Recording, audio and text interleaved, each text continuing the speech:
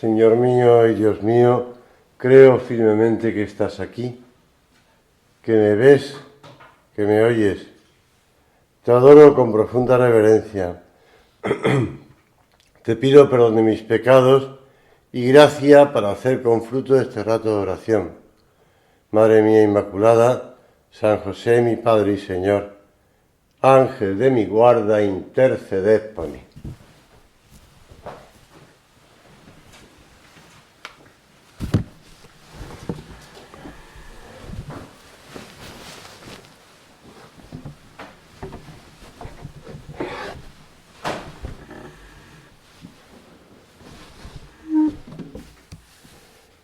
Dice el Señor Todopoderoso, convertíos a mí de todo corazón, con ayuno, con llanto y con gemidos.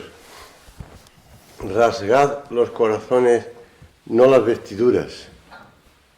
Así dice el Señor. Son palabras del profeta Joel, que recoge las Sagradas Escrituras. Convertíos al Señor Dios nuestro, porque es compasivo y misericordioso. Se lee en la primera lectura de la misa de hoy, miércoles de ceniza, y que son toda una invitación a fomentar la conversión del corazón, especialmente durante este tiempo de Cuaresma que ahora comienza. Se trata de vivir como un hijo de Dios.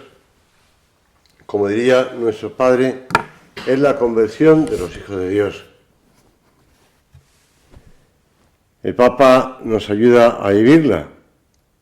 Si el hombre vive como hijo de Dios, si vive como persona redimida, que se deja llevar por el Espíritu Santo, está citando la carta de San Pablo a los romanos, y sabe reconocer y poner en práctica la ley de Dios, comenzando por lo que está inscrita en su corazón y en la naturaleza, beneficia también a la creación, cooperando en su redención. Por esto la creación, dice San Pablo, desea ardientemente que se manifiesten los hijos de Dios. Y tu Padre que ve en lo secreto te recompensará. Se trata de vivir como hijos de Dios. En lo oculto, aunque no sea visto, digamos, en los periódicos, ni aparezca en la prensa, ni en la radio, ni en la televisión, aunque no sea la moda, lo que se pone de moda, lo que los gobiernos de un momento pues legislan, aunque no sea eso, pero tu Padre que ve en lo secreto te recompensará. Y el Papa insiste, cuando no vivimos como hijos de Dios, a menudo tenemos comportamientos destructivos hacia el prójimo y las demás criaturas, y también hacia nosotros mismos, al considerar más o menos conscientemente que podemos usarlos como nos plazca. Entonces domina la intemperancia, y eso lleva a un estilo de vida que viola los límites de que nuestra condición humana y la naturaleza nos piden respetar, y se siguen los deseos incontrolados. Bueno, aunque haya gente que no le guste oír esto, pero es así, es decir, son deseos incontrolados, comportarse como animales, peor que animales, ¿no? Peor que los animales. Ayer se lo escuchaba en la meditación de este sacerdote mexicano, don Ricardo Sada, que hablaba del martes de carnaval, y digo, en muchos sitios el martes de carnaval, pues es el martes y el lunes, son días de desenfreno y de vivir pasiones. Él citaba pues, sitios del mundo, pero también hablaba de México, ¿no? Y eso me sonaba a mí, me recordaba pues cosas que había oído de lo que se hacía en algunas ciudades de México, que no voy a citar, él sí la citaba, el martes de carnaval o el lunes de carnaval.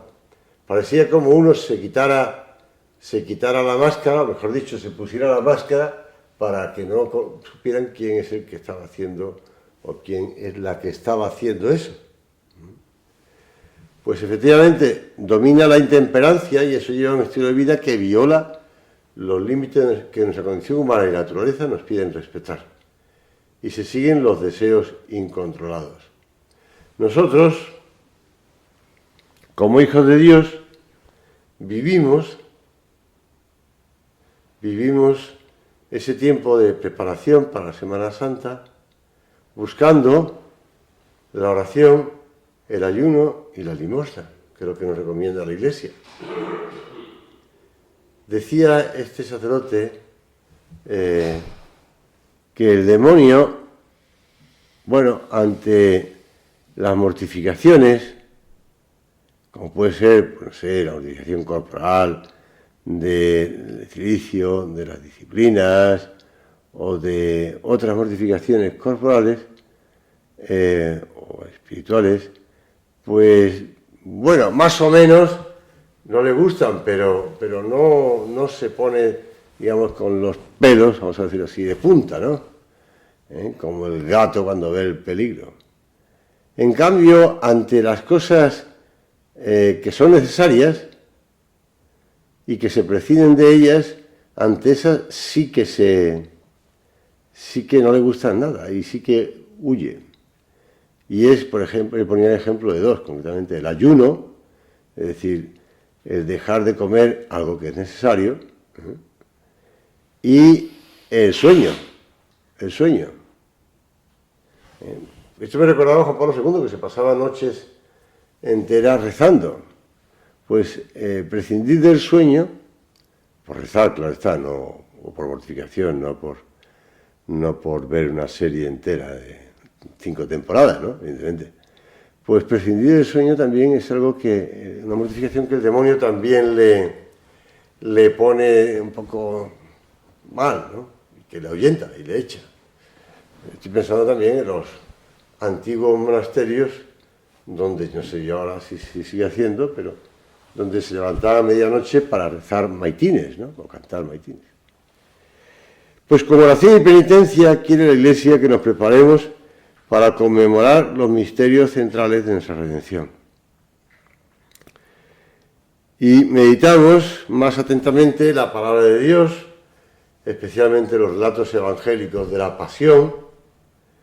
Nos meteremos en la llaga de Cristo crucificado para purificarnos, como nos aconsejaba nuestro Padre. Le acompañaremos camino del Calvario para que siempre en nuestra vida tengamos la mirada puesta en la cruz, pues allí está nuestra salvación. Nos recomendamos el otro día en el círculo, hablando del Vía Crucis. La meditación de la pasión nos llenará de esos deseos de sacrificio de Cristo, de esa expiación por los pecados de todos los hombres. Nos ayudará a desagraviar, a reparar por tantas ofensas que se siguen haciendo a Dios, aunque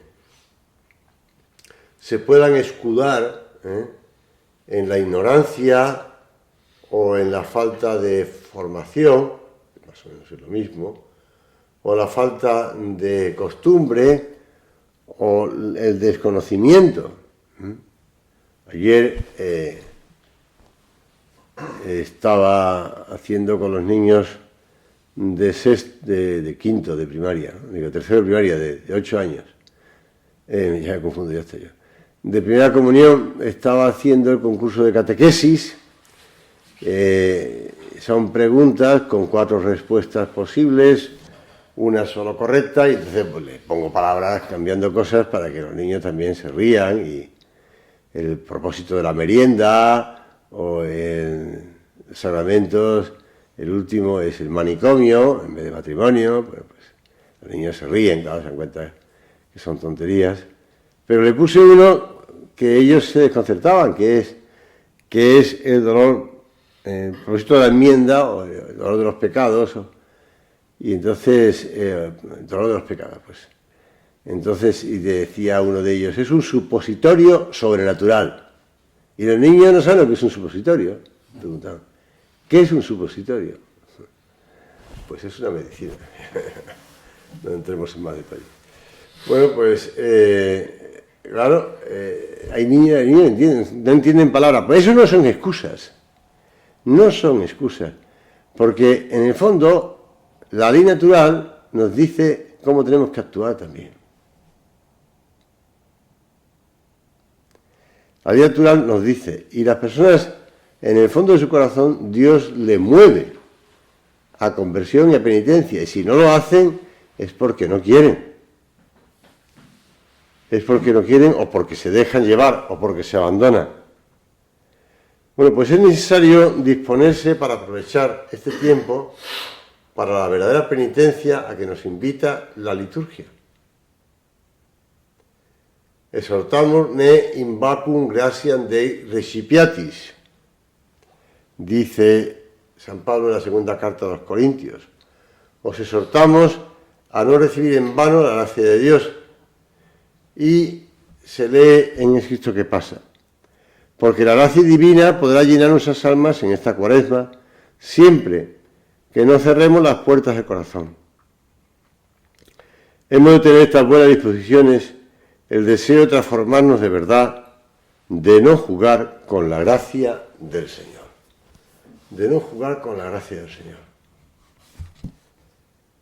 Un sacerdote que llegó a Finlandia, un sacerdote italiano, de estos del camino neocatecumenal, que van a estos países pues con familias, pues Juan Pablo II ya lo empezó a evangelizar, a sitios donde ya no es cristiano nada, pues para recomenzar de nuevo. Y este sacerdote que llegó allí dice, recuerdo una anécdota de esos primeros días en Finlandia, se acercaba el miércoles de ceniza y no sabía dónde encontrar la ceniza. Habitualmente se obtiene al quemar las palmas usadas en el Domingo de Ramos del año anterior, o los ramos de olivo, como sabéis, ¿no? Pero nosotros acabamos de llegar y no había una iglesia católica en cientos de kilómetros a la redonda. Fui a la catedral luterana. El pastor desconocía ese signo penitencial. Bueno, porque no es una costumbre de los luteranos, ni de los evangélicos, ni de los episcopalianos, ni de los presbiterianos. Pregúntale al Pope, me dijo, seguro que ellos tienen, al Pope ortodoxo. El Pope me explicó que en la Iglesia ortodoxa la Cuaresma no comienza el miércoles, sino el lunes anterior, y no se celebra esa liturgia penitencial de la imposición de la ceniza. Y cuando yo no sabía qué hacer, se presentó el pastor luterano con un saquito lleno de las ansiadas cenizas. ¿Dónde las has conseguido?, le pregunté al pastor luterano. En la sauna, naturalmente, me contestó. Yo no tenía ni idea de cómo funcionaba una sauna, dice este sacerdote, ¿no? Bueno, pues no sé si esas cenizas valían, ¿no? Porque, bueno, sí, supongo que sí, porque se bendicen y tiró para adelante, ¿no? No sabía dónde encontrar cenizas, ¿no? Pero sí, es gracioso el movimiento que se produjo entre los representantes de las distintas religiones para buscar ceniza para el católico recién llegado italiano, ¿no? En la sauna, claro, en Finlandia lo propio es una sauna. El carbón, le echan agua para que evapore y produzca esa sensación de calor. Bueno, pues en el momento de la imposición de la ceniza sobre nuestras cabezas, el sacerdote pronuncia las palabras del Génesis después del pecado de nuestros primeros padres. Acuérdate, hombre, de que eres polvo y en polvo te has de convertir. No son palabras dichas en un momento así, bueno, camino de Jerusalén cuando lo iban con el rey David. No son palabras dichas en un momento en el que pues salía el profeta, iba a predicar, tal. No, no, no. Son palabras dichas en un momento muy importante. Porque es cuando el hombre, Adán y Eva, son expulsados del paraíso por culpa del pecado original. Y quiere la Iglesia que meditemos la fugacidad de esta vida, que pongamos el corazón no en las cosas de la tierra, sino en el Señor. Es decir, que volvamos por el arrepentimiento al paraíso, a estar con Dios. Que volvamos mediante la contrición, mediante el sentimiento sobrenatural de haber ofendido a Dios, ese pesar sobrenatural, que no es un supositorio, sino que es un pesar sobrenatural de haber ofendido a Dios. El Papa decía: como sabemos, la causa de todo mal es el pecado, que desde su aparición entre los hombres interrumpió la comunión con Dios, con los demás y con la creación a la cual estamos vinculados, ante todo mediante nuestro cuerpo. El hecho de que se haya roto la comunión con Dios también ha dañado la relación armoniosa de los seres humanos con el ambiente en el que están llamados a vivir, de manera que el jardín se ha transformado en un desierto. El jardín del Edén, el paraíso, por culpa del pecado de los hombres, se convierte en un desierto. Pues esa conversión, ese poner el corazón en Dios, el otro día lo hablábamos, en León, como las iglesias estaban orientadas, así como las sinagogas judías están también orientadas en parte, porque están todas, la puerta de entrada está orientada o está mirando hacia Jerusalén. Normalmente suele ser el este para ellos también, con lo cual pues también están orientadas, pero la iglesia está orientada mirando hacia Jesucristo, hacia el oriente, a donde sale el sol. Como decía San Juan Pablo II en Santiago de Compostela, en la mañana de la Jornada Mundial de la Juventud, cuando decía noche fría, y efectivamente la noche había hecho un poco de frío, porque había caído además en la humedad de la noche, el viento había caído y había dejado los sacos empapados, y a la mañana siguiente pues el Papa, que estaba mirando hacia el oriente, porque él sí que estaba mirando hacia el oriente, porque veía salir el sol por detrás del Monte del Gozo, ¿no? Pues hablaba del sol, que es Cristo. Por eso significa mirar a Cristo. Vivir como Él espera que vivamos. Ser sinceros, estar entregados, amar a Dios con toda el alma y alejar de nuestra vida cualquier pecado deliberado. Apartarnos siempre del pecado. Ese pecado que envejece y mata. Por eso aprovechamos en este rato de oración para fomentar la contrición. La contrición. La contrición, el dolor de los pecados, que ha de apoyarse en la misericordia infinita de Dios. No en nuestros músculos humanos o de la voluntad para ser nosotros unos auténticos ascetas o unos auténticos pelagianos, que se salven por sus propios medios, sino la contrición que ha de apoyarse en la misericordia infinita de Dios. El rey David, que se veía como un pecador, claramente, pues porque fue consciente cuando el profeta Natán, con el ejemplo de la ovejita, le manifestó su gran pecado, bueno, que había sido varios pecados, no uno solo, ¿no? No uno solo. Ahora cuando se reclaman daños y prejuicios En algún partido político se dice, lo he leído en un titular de un periodista, que decía, pero es que fue esto, esto y esto, fueron 3 cosas. Bueno, pues reconozca que hizo esto, que hizo esto y que hizo esto. Pues el rey David mostró su arrepentimiento con el Salmo Miserere, el Salmo 50, el Salmo que el Padre, siguiendo esa costumbre de nuestro Padre, todas las noches reza postrado en tierra. Que también nos ayuda a nosotros a pedir perdón al Señor por nuestras culpas y pecados, por nuestras negligencias, por nuestra falta de generosidad y de vibración en el servicio de Dios, por nuestras flaquezas diarias, por nuestras omisiones, Señor,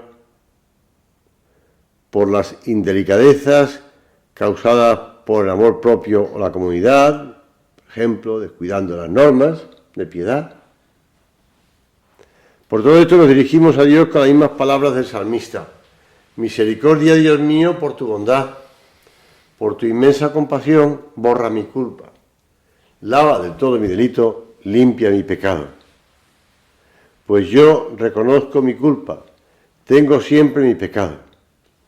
Contra ti solo pequé. Oh Dios, crea en mí un corazón puro.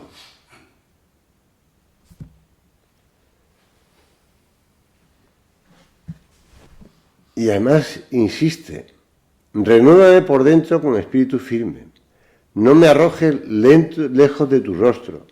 No me quites tu Santo Espíritu. Devuélveme la alegría de tu salvación. Afiánzame con espíritu generoso. Señor, me abrirán los labios y mi boca proclamará tu alabanza. Nosotros hemos puesto en el Señor nuestra confianza. Ponemos en el Señor nuestras fuerzas, en la bondad y misericordia de Dios. Dios, dice San José María, no se escandaliza de los hombres. Dios no se cansa de nuestras infidelidades. Nuestro Padre del Cielo perdona cualquier ofensa cuando el Hijo vuelve de nuevo a Él, cuando se arrepiente y pide perdón. Nuestro Señor es tan Padre que previene nuestros deseos de ser perdonados y se adelanta, abriéndonos los brazos con tu gracia, con su gracia. Por eso, Señor, tú que nos mueves a conversión, porque también lo decías al comienzo de la vida pública, ¿no? Convertíos y creed en el Evangelio.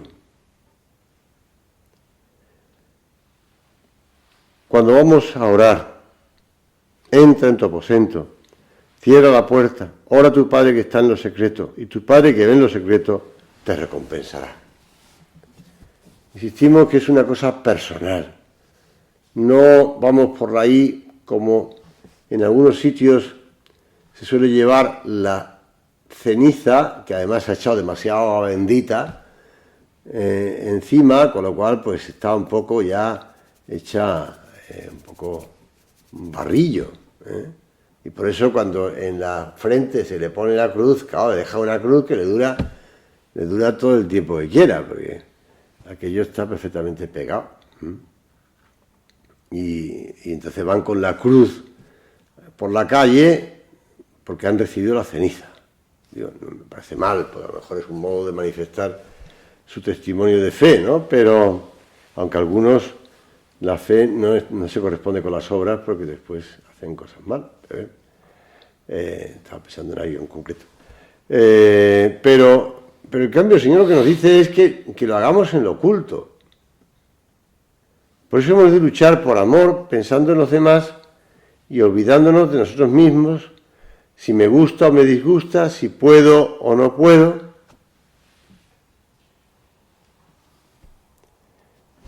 En la liturgia de la Iglesia se habla de las armas de la penitencia y de combates contra las fuerzas del mal. Por eso, en la Cuaresma, nosotros los cristianos debemos librar un combate como el que Cristo libró en el desierto de Judá.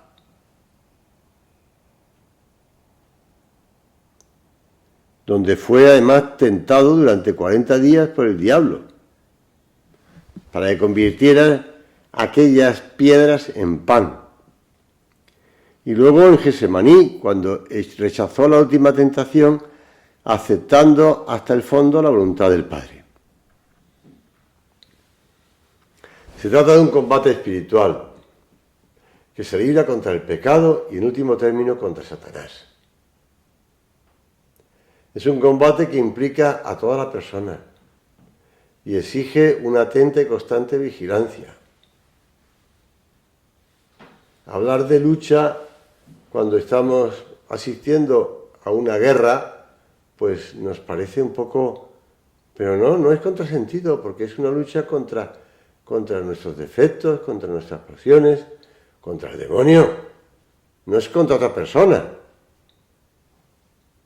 San Agustín afirma que quien quiere caminar en el amor de Dios y en su misericordia no puede contentarse con evitar los pecados graves y mortales, sino que hace la verdad reconociendo también los pecados que se consideran menos graves y va a la luz realizando obras dignas. También los pecados menos graves, si nos descuidamos, proliferan y producen la muerte, añade el Papa emérito Benedicto XVI. Los pecados menos graves. Por eso, no limitarnos a pensar, bueno, yo no soy, como diría aquel fariseo, yo no soy un adúltero, ni soy un ladrón, y bueno, pero bueno, todos tenemos que hacer sacrificios, ¿no? Se cuenta que un notable hombre de negocios de Estados Unidos anunció a sus amigos que estaba preparando una peregrinación a los países de la Biblia hasta llegar al monte Sinaí para leer sobre aquel monte los 10 mandamientos. Y estaba presente un literato conocido, esto ocurría en el año 1800, finales del 1800, siglo XIX. Un literato conocido, Mark Twain, le dijo, ¿por qué no se queda en su casa para ponerlos en práctica? Pues sí, no hace falta de ir al monte Sinaí a leer allí las tablas de la ley, los 10 mandamientos. Se trata de vivirlos ahora, en la vida ordinaria, en la vida de cada día, en la vida de cada día. Os exhortamos a no echar en saco roto la gracia de Dios. Mirad, ahora es el tiempo de gracia, ahora es el día de la salvación, nos dice la liturgia. Bueno, pues nosotros queremos acudir a la Virgen Santísima al acabar nuestro rato de oración. Pues acudimos a la Virgen para que nos ayude a cumplir estos propósitos con el que empezamos la Cuaresma. Si el propósito de mejora es sincero, ella nos ayudará con su gracia.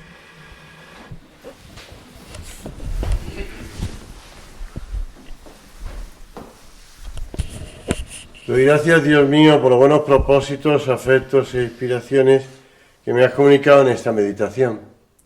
Te pido ayuda para ponerlos por obra. Madre mía Inmaculada, San José, mi Padre y Señor, Ángel de mi guarda, interceded por mí.